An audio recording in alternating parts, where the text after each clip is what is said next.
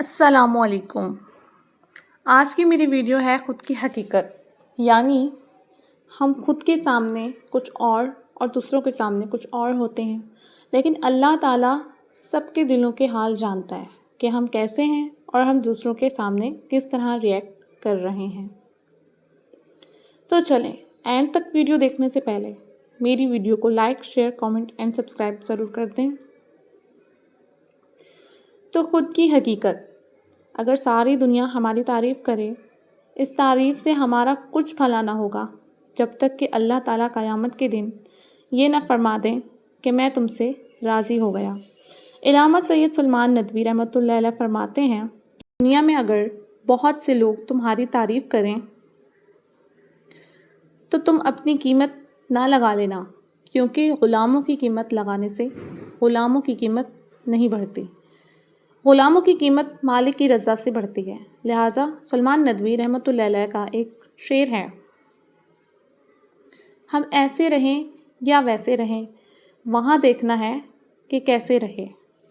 یہاں ہماری خوب تعریفیں ہو رہی ہیں، لیکن وہاں ہماری قیمت کیا ہوگی کہ قیامت کے دن معلوم ہوا۔ ان کا دوسرا شعر ہے، حیات دو روز کا کیا عیش و غم ہے، مسافر رہے جیسے تیسے رہے۔ کہ عارض حیات سے بغض وقت آدمی کو دھوکہ لگ جاتا ہے، جیسے دنیا کا عیش حاصل ہو، ضروری نہیں کہ اس کے قلب میں بھی عیش ہو۔ مولانا جلال الدین رومی رحمۃ اللہ علیہ فرماتے ہیں، از بروں چو گور کافر پر حلل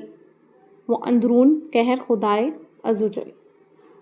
اگر کسی کافر بادشاہ کی قبر پر سنگ مرمر لگا دیا جائے اور دنیا بھر کے سلاطین اگر وہاں پھولوں کی چادریں چڑھا دیں اور بینڈ باجے بج جائیں اور فوج کی سلامی ہو، لیکن قبر